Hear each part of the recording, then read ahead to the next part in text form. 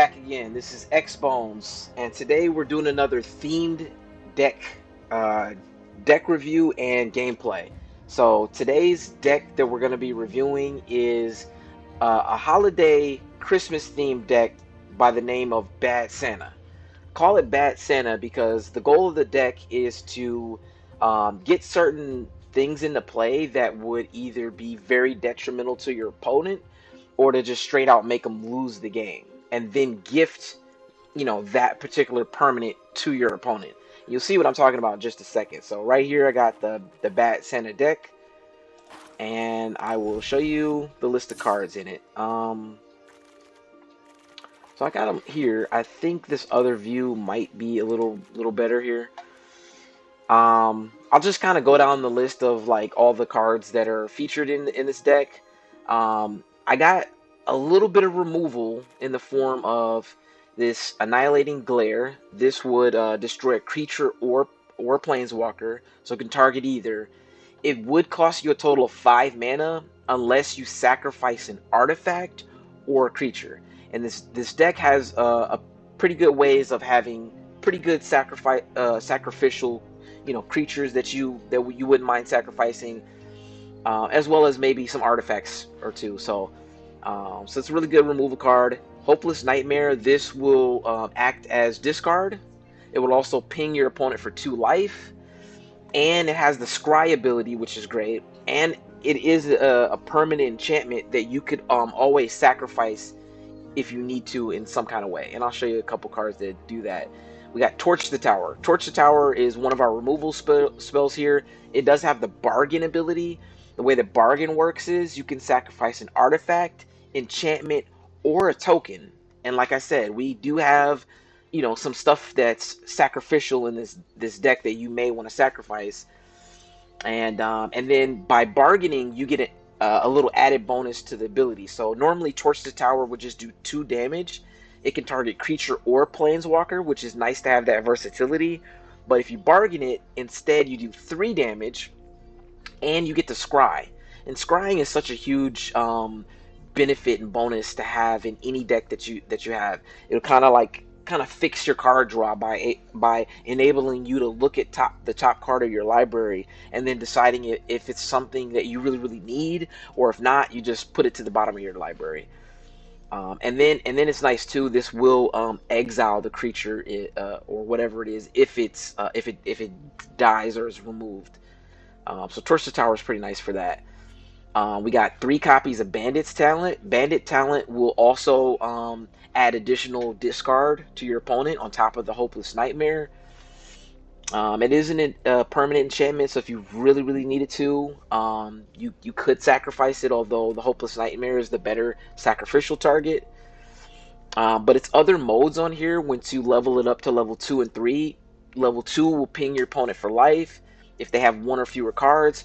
So it kind of like, if your opponent just so happens to have more than 1 card in hand, they'll generally like to kind of hold off on dumping their hand by casting all their available spells, and probably be more likely to hold some stuff in hand, just so they're not being pinged for life too early, because that could just add up pretty quickly. And then mode 3 is even better. If you get to level 3, you get to draw an additional card if your opponent has 1 or fewer hands, or 1 or fewer cards, and that's something they really don't want to do because that gives card advantage.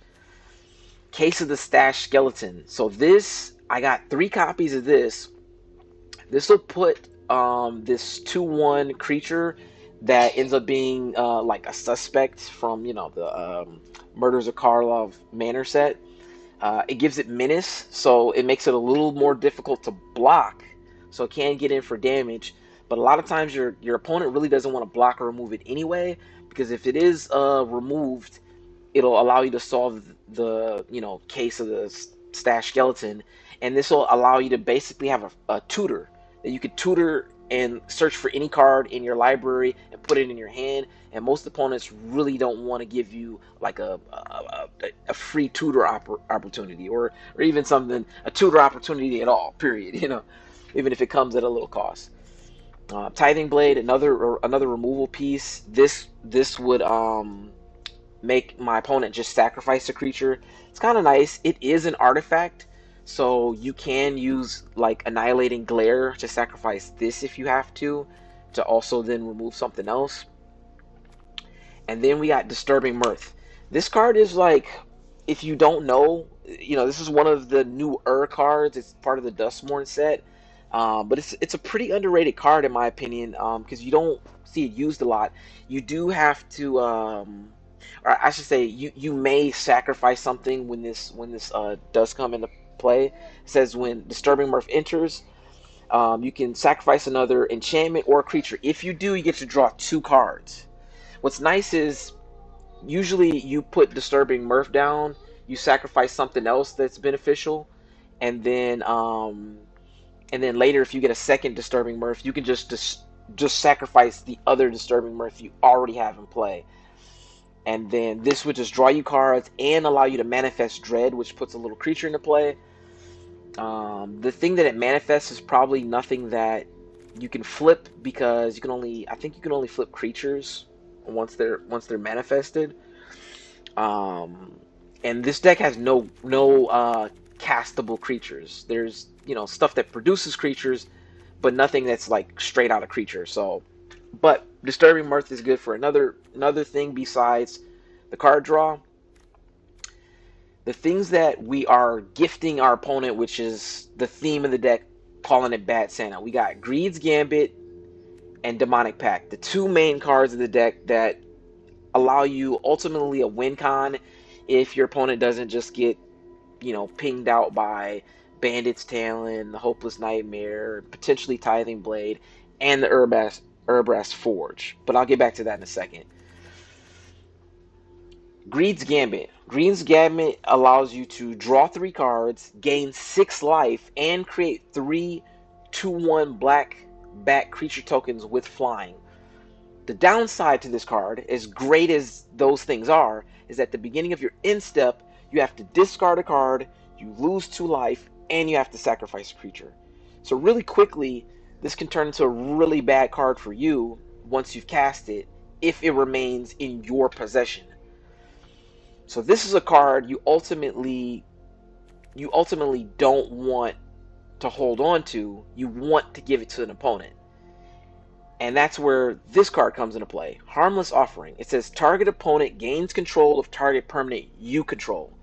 So if you have Greed's Gambit on your side of the battlefield once you cast it, if you're able to get rid of it immediately, which is the most ideal, you'll play Harmless Offering, give them Greed's Gambit, and then your opponent then they have to discard a card. They have to lose 2 life and sacrifice a creature.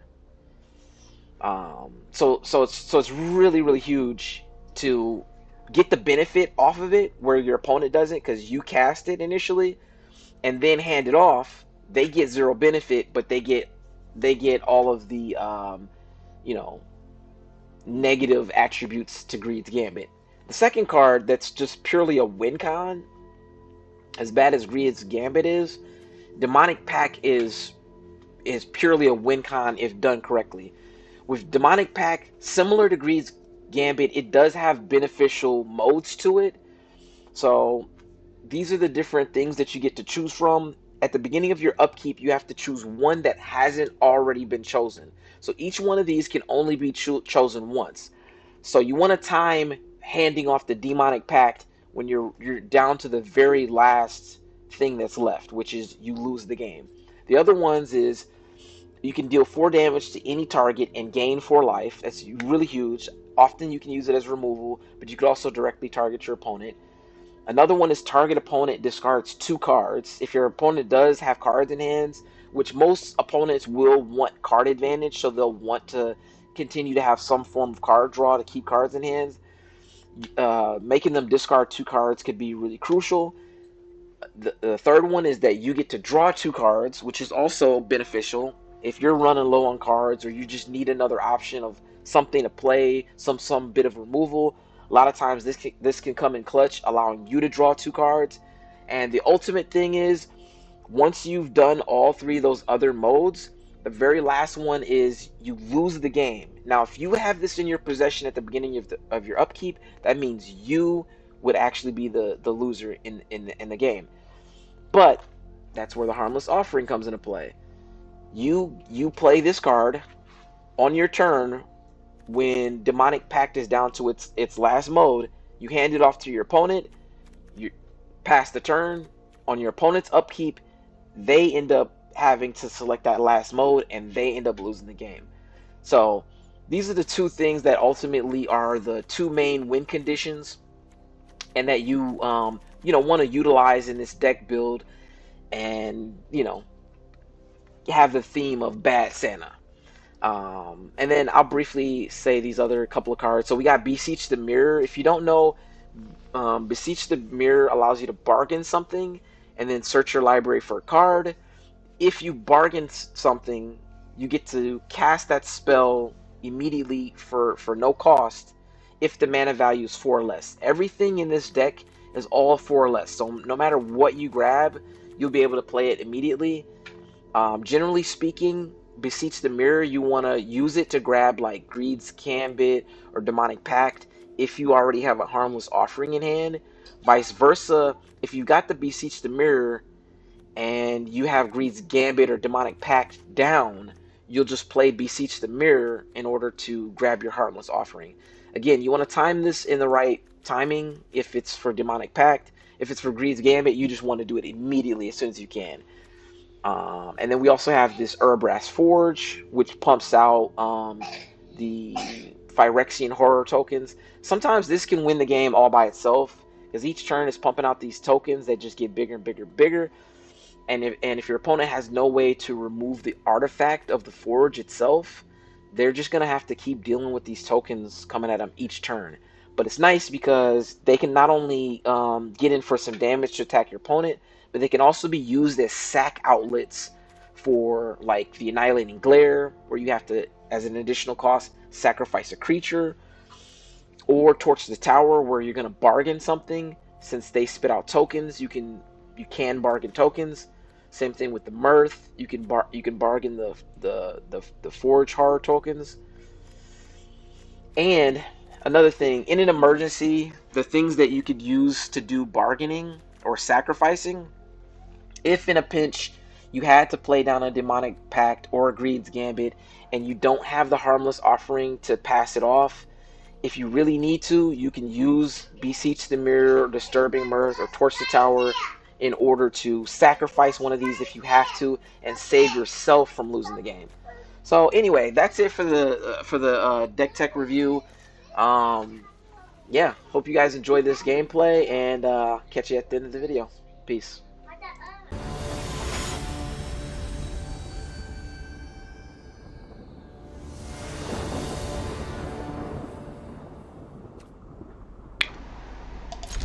Alright, on to the Bad Santa gameplay.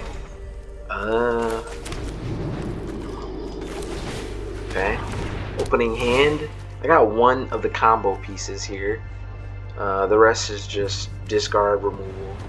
So we gotta hope that we draw our way into what we need. Have no real card draw source. Okay, that's interesting. Throw that in there and pass a turn. Nothing to do. So Thinking Cap, not a card that I would typically use, but he's clearly a detective build. So hit him with the Tithing Blade. So make him sacrifice that.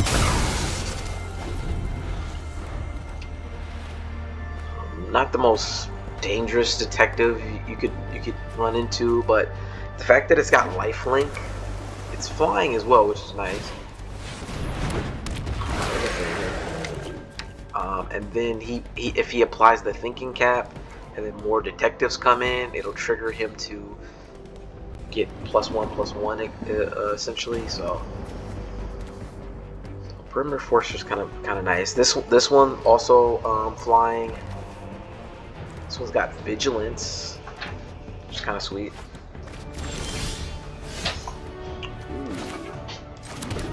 Man, it's really really tempting to throw the forge down, but I think we do another Titan Blade.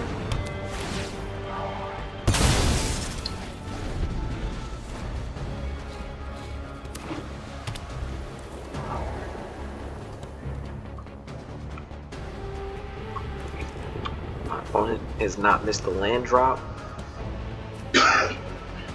Got 2 blue, 2 white. More than likely he'll be able to play something here.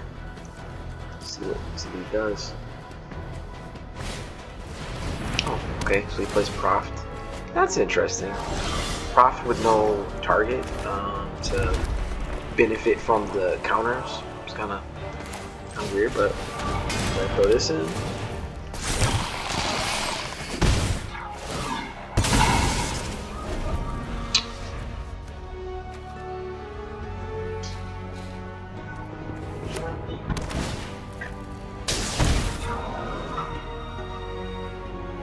What does he cast?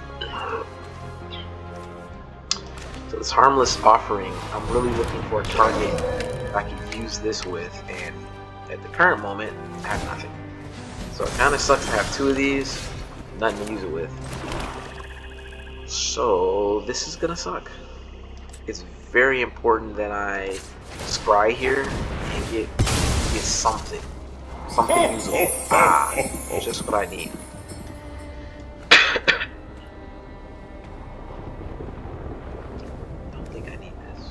You know what? Let's see. No, I'll take it. I'll take it. So my next turn is gonna be set up good. As long as I get the Greed's Gambit off the top, I should be straight.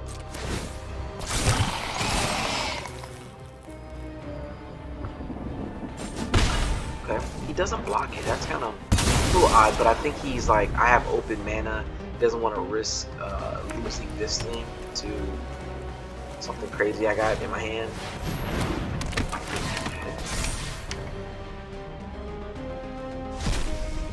Good thing he didn't like have something to make me mill it. That would've sucked. Okay, moment of truth. Does he have something to counter this? Seems like no. And now go ahead and give him a little gift. Target opponent, take that, buddy. Ho ho ho! Merry Christmas! Oh, how you like that? Bad Santa. Let's go.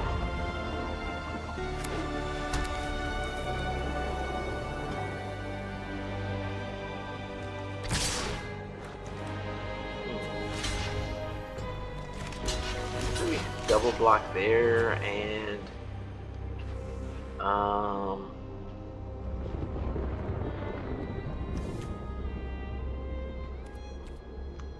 I think that's it. I think that's good enough.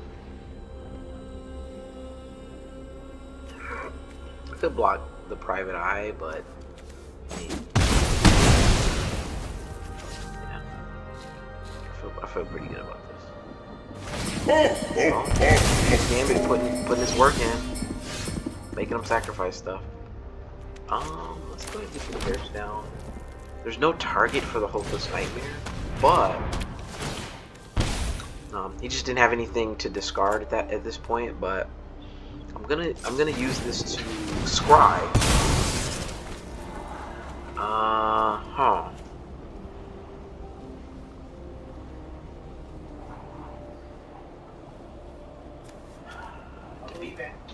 Okay. To be honest, this is not a bad draw. So I'll keep that. Keep that. So we'll go ahead and swing in. Now my opponent's dead here because there's no way they survive this next round. Whew. Bad Santa strikes again, baby. Let's go.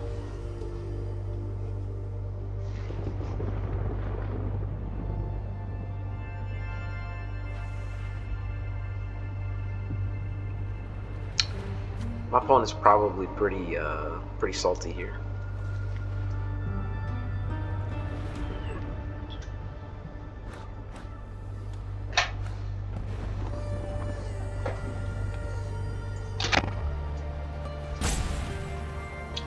Yep, looks like the salty rope is coming out.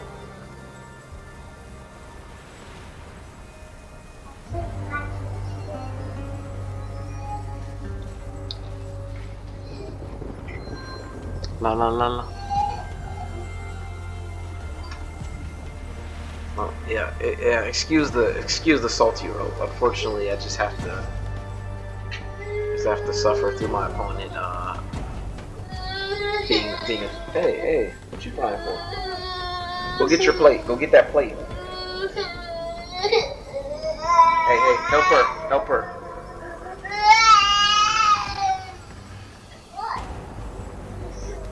Go get the plate she had for that. That's my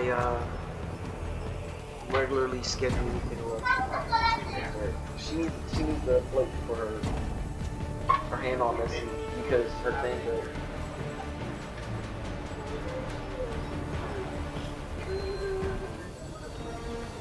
Man, the salt rage is real.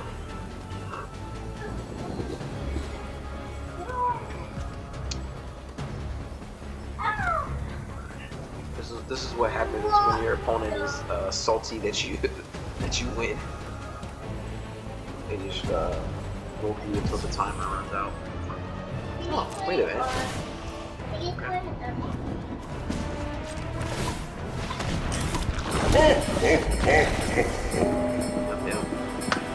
Yep. Victory for Bad Santa. Right, we're on to another Bad Santa gameplay. Playing against an opponent named Garlic. It's a little interesting. Alright. Get to go first. Pretty nice. I'm gonna probably throw this down first.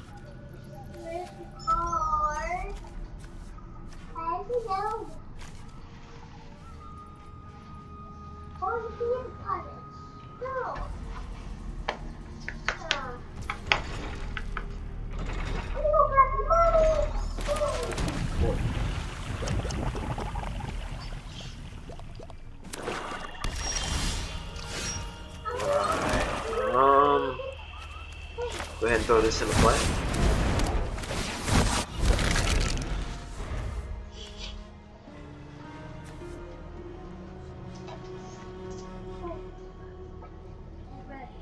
Let's see what my opponent has up their sleeve. Facing black, so probably a bit of a mirror match. I'm gonna face discard, discard, discard. It kind of sucks when you meet your match when it comes to that.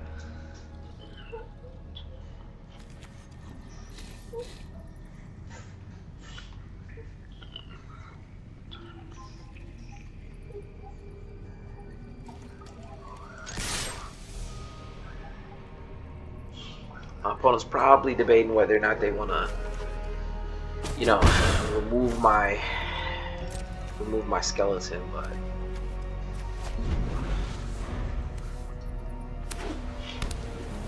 you.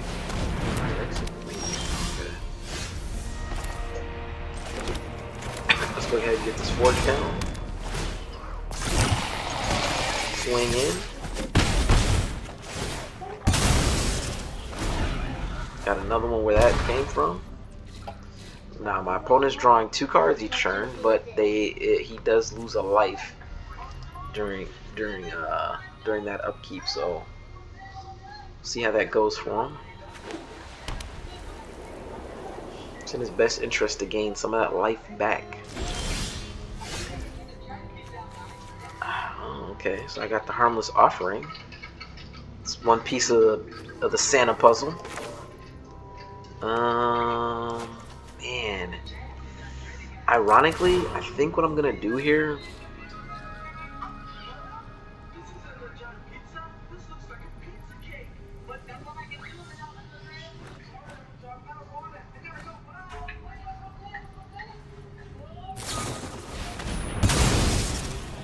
Okay.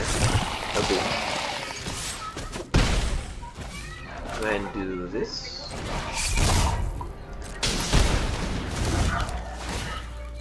Get rid of this creature. Draw me some cards. Throw a land out and pass the turn.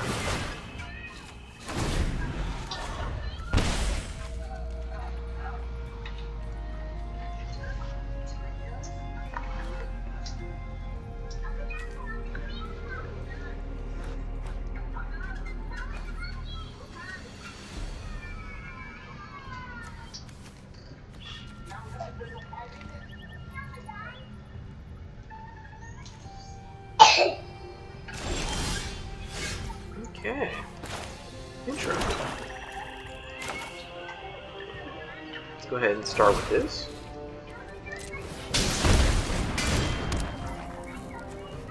And we'll do this. Make my opponent discard.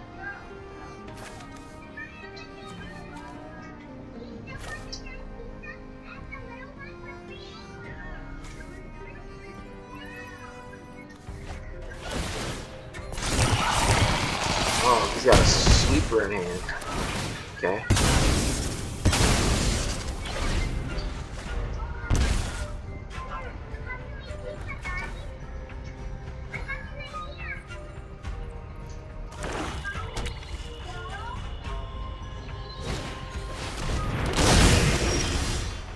Okay. No problem, no problem. Go ahead and hit him with the Titan Blade.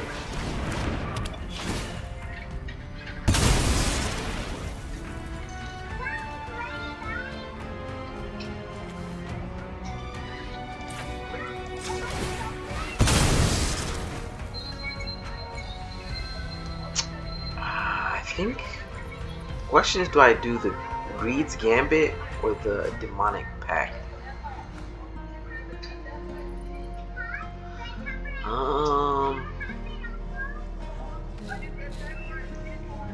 I kind of like the Greed's Gambit a little more, honestly.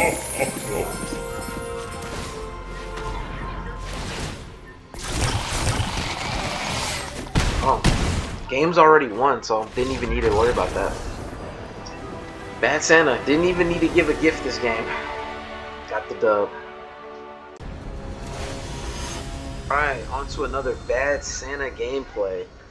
Let's see if we can give out some gifts and goodies this game.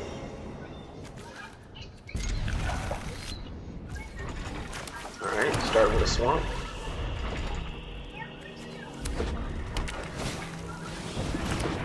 Okay. Put that out. I'll do the Bandit's Talent. Make my opponent discard something. Okay.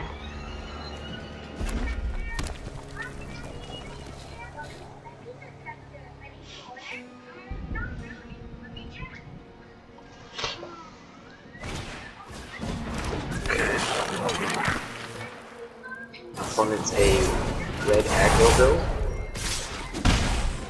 Interesting. I'm gonna have to do something quick here.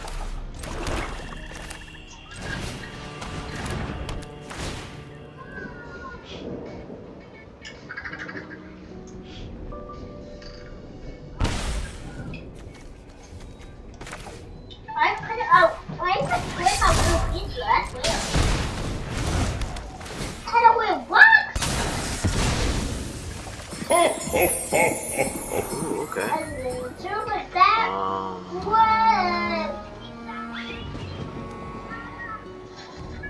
Honestly, I don't know if I need that. Don't know if I need this either, if I'm being honest. Don't know if I need either one of these things.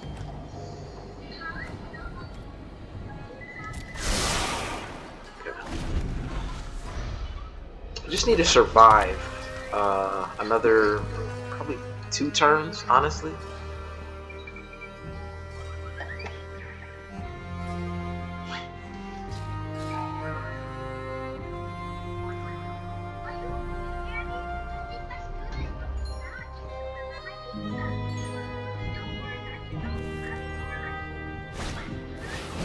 Ooh, Manifold Mouse is very, very troublesome.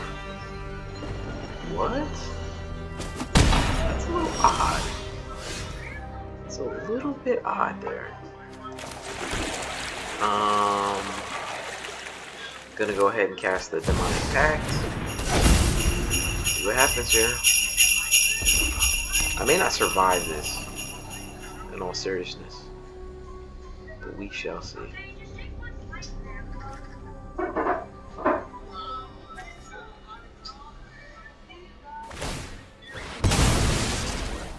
Interesting. Interesting choice.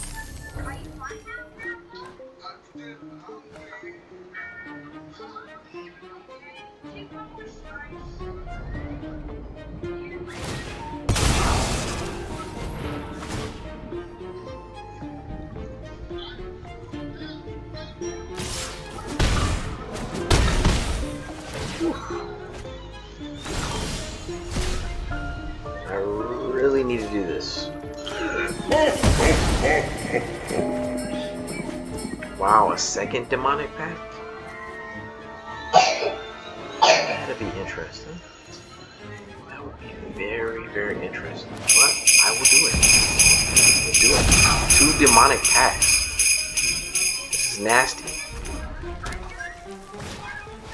My opponent cannot win the game here. I think I'm good. There's no way he kills himself, right? Huh. And he's equipping it. Okay.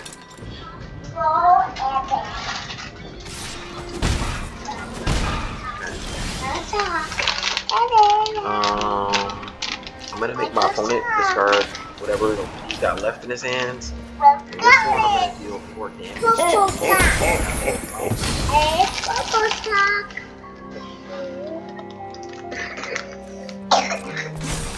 Now I gotta be careful because the harmless offering, I have to do it at the right time.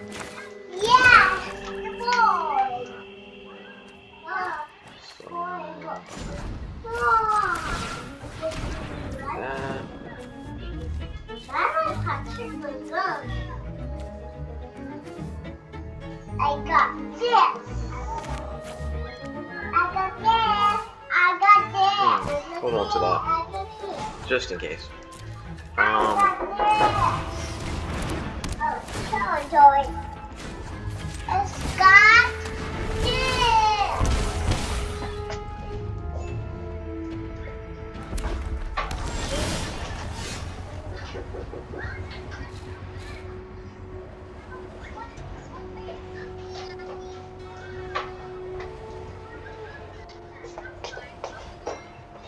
Alright, then draw 2 cards. Draw 2 cards. And it's Bad Santa time. It's time to give my opponent a gift he'll never forget. Ho, ho, ho! Merry Christmas! And I think that's the game. Just do this just because.